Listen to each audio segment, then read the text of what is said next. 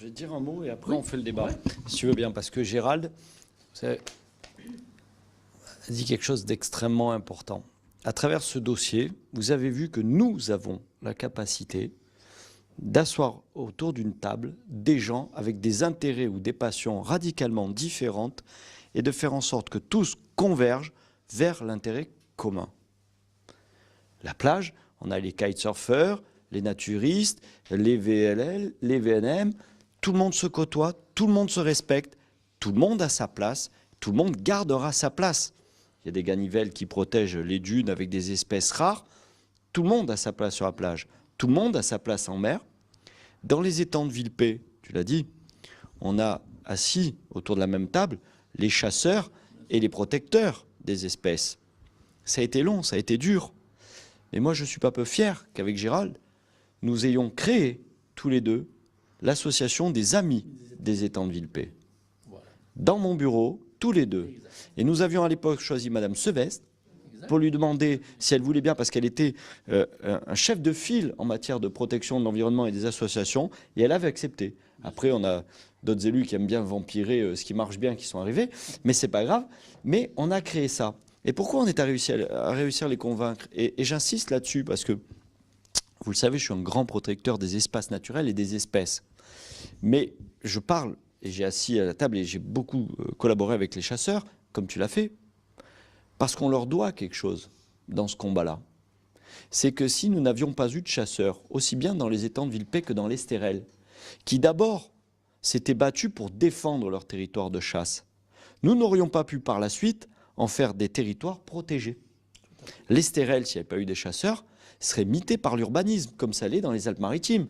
Dès que vous arrivez en dessous, que vous rentrez dans les Alpes-Maritimes, vous voyez, de tous les côtés, les collines sont submergées de maisons. S'il n'y avait pas eu des gars pour se battre, pour défendre ce territoire, alors ça s'est fait au détriment d'animaux qui ont laissé leur vie. Mais grâce aux chasseurs qui aiment la nature, qui la voient différemment que nous la voyons, il y a des espaces qui ont été protégés. Et donc, grâce au fait qu'il y avait un point commun, un amour de la nature, même si nous le voyons différemment, nous avons les uns et les autres accepté nos différences et sommes partis sur cette base-là pour progresser. Et ça, tout ce domaine, tout ce que tu viens de dire, c'est quelque chose d'extrêmement sensible. Je fais un parallèle avec ce qui se passe politiquement, où les gens s'étripent, etc. Nous, qu'est-ce que nous proposons? Nous proposons, et vous le voyez dans le programme que nous distribuons en ce moment, que des solutions pour Fréjus. Nous ne parlons que de la ville.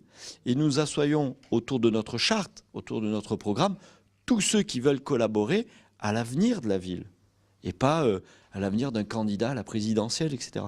Donc ce dénominateur commun, il est extrêmement fort. Et c'est ce qui va le plus nous caractériser. Vous le voyez dans nos réunions, jamais d'attaque, que du solide, que des dossiers. Ça me donne l'occasion de faire deux précisions. La première, il vous a parlé à un moment donné des chaînes mères et des chaînes filles, tout ce dispositif qui a été créé pour faire le balisage côtier. Et là, on a un excellent service avec Jean-François Navillela, avec Bordenave qui les cale, Stéphane qui les cale, qui plonge, et qui vous montre que dans cette ville, souvent on a des critiques, vous savez, le personnel communal, il y a des gens qui disent ouais, trop de fonctionnaires, trop payés, à rien faire, etc. Ça, c'est toutes ces diatribes qu'on a l'habitude d'entendre, mais non. On a des gens d'une très très grande qualité. On a été cité un exemple. Oui, on fait école. Au niveau de la Méditerranée. On fait école. C'est-à-dire que le système de balisage de Fréjus fait école. Et donc il a été développé par Gérald, par Jean-François et par l'équipe. Donc, et c'est bien quand vous arrivez en préfecture maritime, je vais vous dire qu'on a dépatouillé des dossiers qui étaient sérieusement difficiles, mais parce que les gars étaient reconnus pour leurs compétences, les dossiers ou les interlocuteurs en préfecture maritime nous ont pris parce qu'ils avaient l'habitude de collaborer. Et c'est très très important. Deuxième chose avant que nous débattions, sur laquelle je voulais revenir et qui est très importante dans les mots de Gérald. La plupart du temps, quand vous entendez parler de Natura 2000, vous entendez ça dans la bouche de gens qui vont décrier Natura 2000. Des gens qui veulent construire et qui voulaient faire quelque chose et Natura 2000, ça les en empêche. Et Gérald vous a fait la démonstration que Natura 2000 a porté des solutions. Et je vais vous donner juste un petit exemple. Lorsque la ville de Fréjus a acheté la base nature en 1995 à La Défense, c'était un endroit clos. Et là où il y a une base, l'homme ne peut pas pénétrer. Il y avait un inventaire sur les espèces. 10 ans après, et il parlait de ces canivelles qu'il y a au bord de la ripisylve, ces 2700 mètres carrés dont je vous ai parlé déjà plusieurs fois. En 2005, un inventaire a été fait, ne subsistait plus que 25% des espèces qu'il y avait au moment où nous avons pris possession de la base. C'est-à-dire qu'en 10 ans, 75% des espèces ont disparu. Pourquoi? Parce que l'homme vient avec son animal de compagnie, qui est le chien.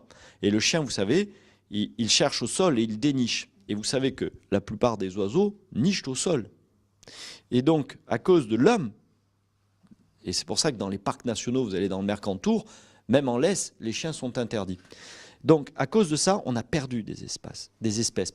C'est la raison pour laquelle nous devons tout prix nous investir dans ce dossier. Souvenez-vous ce que l'on dit dans notre programme. Nous n'avons plus le temps de reporter notre changement de comportement vis-à-vis de la nature. Et nous devons le faire aujourd'hui. Parce que rien que ce signal, perdre 75% des espèces en 10 ans, c'est affolant. On est en train de mourir. C'est la même parabole que la disparition des abeilles. C'est tout ce que nous faisons au quotidien qui nous conduit à notre perte sans que nous nous en rendions compte. Et donc nous devons en être conscients et nous devons travailler à cette protection. Ça sera un énorme travail et ça fera l'objet de lourdes pressions, mais nous serons campés dans nos positions pour protéger cette nature qu'il mérite. Tout à fait. Sans même parler des autres intérêts que ça peut représenter en termes touristiques ou autres. Nous devons préserver ce que l'on peut encore préserver.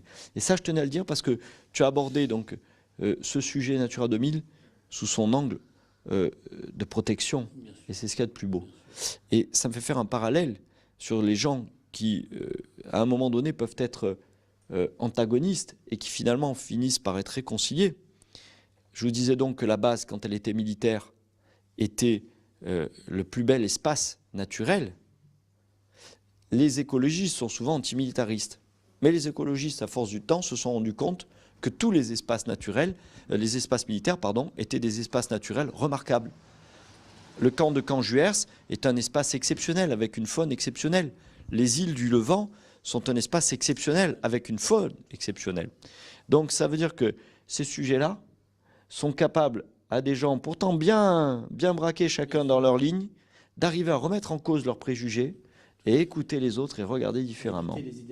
Donc ça veut dire qu'en étant, nous tous, en ayant ce regard sur ces espaces et sur ces espèces, et en acceptant qu'il faille se battre pour cette petite plante marine, pour une canne de pline, pour un criquet hérisson, pour un oiseau, pour se battre pour toutes ces espèces qui ne votent pas.